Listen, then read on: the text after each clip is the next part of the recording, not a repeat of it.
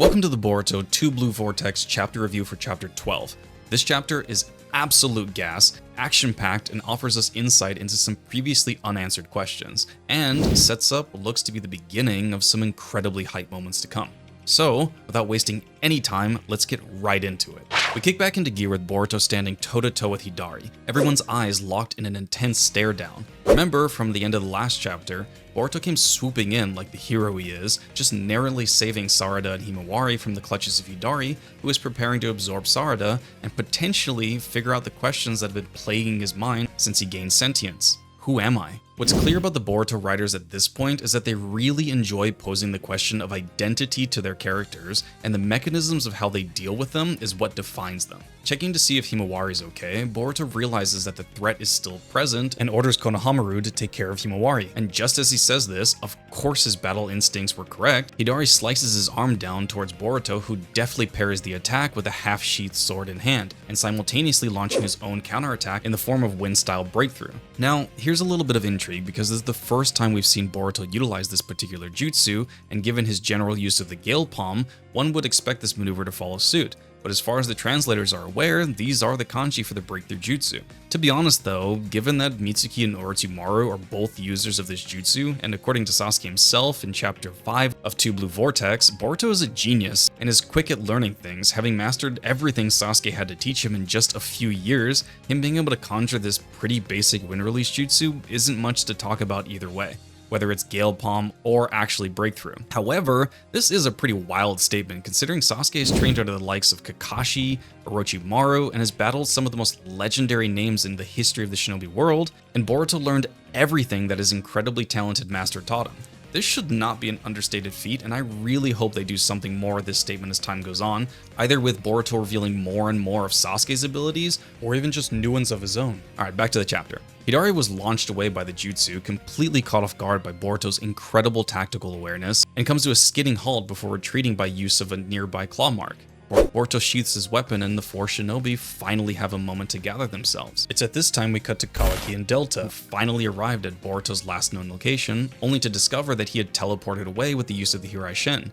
This stalling to keep Kawaki and Boruto apart is likely a good idea by the show writers, given that it's absolutely on site with Kawaki, despite there being a real threat to the village and its inhabitants, the very village that his cherished 7th Hokage Naruto cares so much about. Hopefully he'll get some sense knocked into him and he'll fight alongside Boruto to eliminate this threat, but we'll just have to see. Delta then contacts the sensory unit, who informs her of Team 10's whereabouts, but more importantly, the location of Sarada, Himawari, Konohamaru, and of course Boruto. Down below in the same area as Kawaki and Delta, Jura sits idly by, pensive as ever, not posing an immediate threat to anyone or anything, and as Kawaki correctly surmises, is likely plotting some grander scheme. We'll see more of what Jura is doing later on. Cutting back to Boruto and the gang, with Himawari still unconscious from her earlier battle, Konohamaru, still in charge of the following Uzumaki, chimes in, berating Boruto and his seemingly nonchalant attitude, which of course is met by a swift correction by Sarada, who comes to the defense of her friend and savior. Boruto then orders the fodder sensory ninja number 42 to keep an eye out for the chakra signatures in the area, so as to not get caught off by any further claw grinds. Of course this is met with a rather rude reply from the sensory ninja, but he complies either way. I mean, of course he would. If a one-eyed swordsman accused of killing the most powerful shinobi of all time orders you to do something, you just do it. Sumire has a brief moment with Boruto, informing him that the guy from earlier, Hidari, was clearly targeting Sarada, and of course, Sarada confirmed even further that Hidari's intention was to devour her, while at the same time making some connection between Sasuke being absorbed and this new foe. Perhaps if Hidari is defeated, Sasuke can be resurrected, but at this point, who knows? Boruto steps forward with his piercing stoic gaze, telling the group to focus on the goal at hand, which is to take Hidari down in order to save Uncle Sasuke. Boruto clearly feels more sentimental about the situation and is taking this incredibly personally. This is a great character beat, sort of peeling back these layers from post-time skip Boruto, who has been shown to be caring of course, but in the old Western type of way, where a hero rolls in, stoic and emotionally unavailable.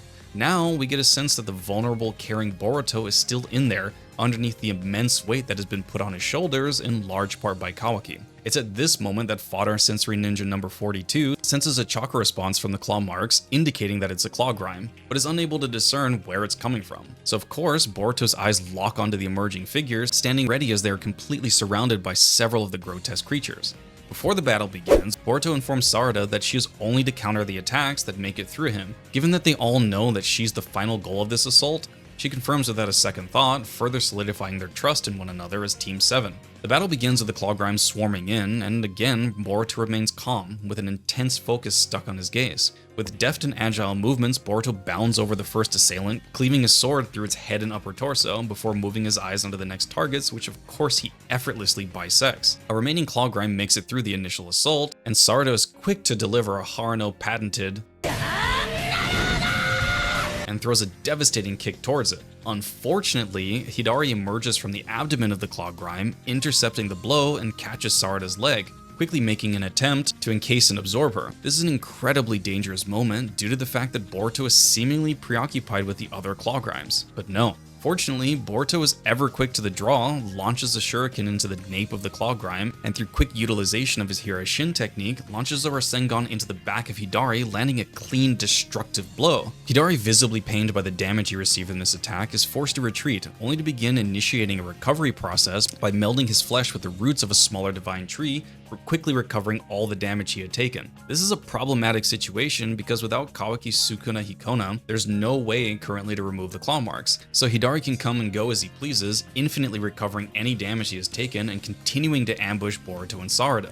At this point in the fight, it would take an incredible feat of teamwork and raw power to take out Hidari, who clearly has the advantage of time on his hands. Immediately, he does what was predicted and re-emerges onto the battlefield, surrounding Sarada and Boruto with converging lattices of claw marks before sinking back into one of his own, clearly setting up another ambush tactic. Things at this point are absolutely tense. Sarada calls to Boruto and plots to use herself as bait, while Boruto would fly into the sky and counter Hidari with another Rasengan when he eventually shows himself. But it's at this point Boruto, for the first time in this battle, shows weakness and says he can't. Flying isn't an option, surprising Sarada. Boruto quickly explains that in order to use Uzuhiko, he has to take in the planet's chakra with both of his feet planted into the ground, which makes flying not an option for this particular case. However, unlike most anime, who uses talking time like a timeout on the playground, Boruto is clearly already absorbing the necessary chakra from the earth, as evidenced by the very distinct aura that forms around him when he's readying the Uzuhiko technique.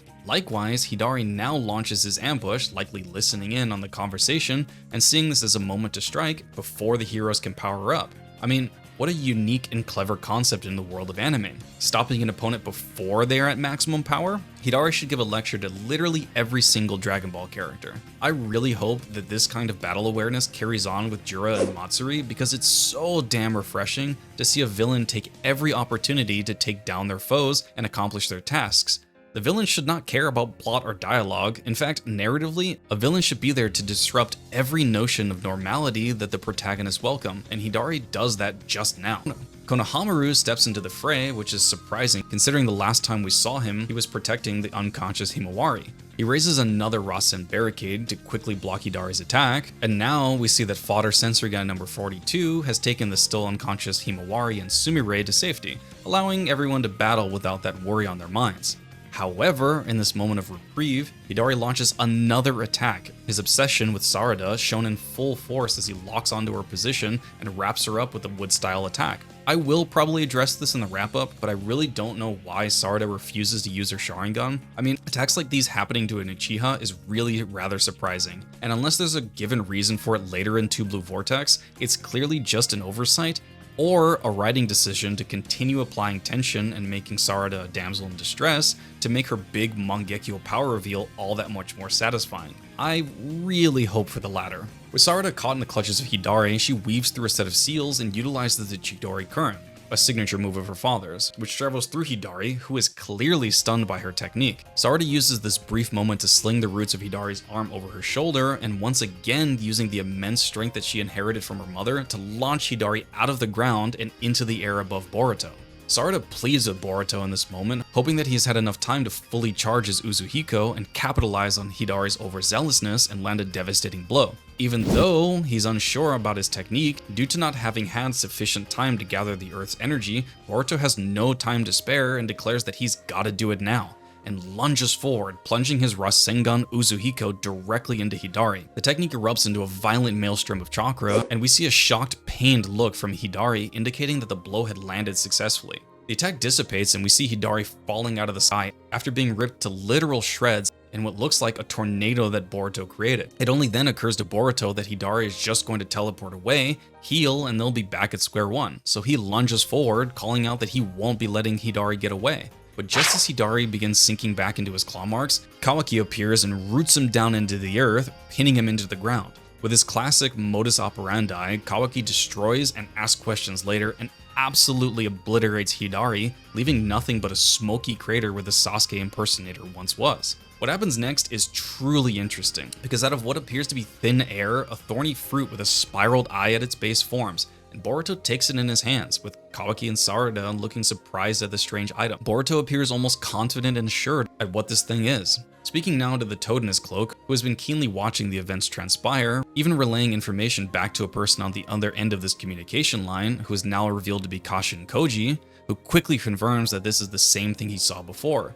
A strange item called the Soul Thorn. Boruto confirms and says nothing more. Kawaki, on the other hand, confronts Boruto, placing an arm against his chest, and demands to know what this Soul Thorn is. Boruto offers just as much information as is needed, stating that this is something he needs in order to save Sasuke from his fate of being an Inuyasha cosplayer, and offers Kawaki a choice, to either let him free to do what he has to, or lose an arm. So of course, Kawaki boldly ignores the threat and surely is going to lose an arm, only for this moment to be pierced by an attack that strikes through Boruto's torso, coming from an unknown source. A clean wound is shot right through Boruto, who falls to the ground, bleeding from the mouth and is visibly ailed by this attack. This must have come from someone powerful.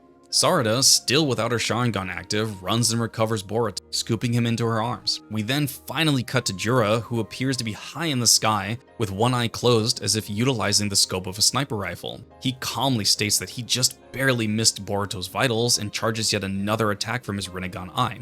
Delta, who has vision on Jura, confirms that it was in fact him who was able to snipe Boruto from this range, which again is a distance where we can't even see the area where Boruto and the others are, clearly demonstrating an incredibly wide range that he is able to accurately attack from. I don't know why Delta isn't making any effort to stop Jura, especially considering that her prime directive is to protect Konoha, because what happens next really could have benefited from some intervention. As Boruto collapses, he dropped the Soul Thorn, and as Sarada reaches for it, remembering that Boruto said it was necessary to save Sasuke, she's shot through the arm by Jura's next attack, something that might have been possible to sense or see if she had her Sharingan active, which she still doesn't. The Soul Thorn now begins moving on its own and flies into the sky, straight towards Jura. Kawaki and Konohamaru of course do nothing to stop it, and it gets away, landing in Jura's hand. Jura, who now holds the Soul Thorn, admonishes the situation, cursing Boruto specifically for being far more of a threat than he previously had assumed, and reconciles with a newfound truth.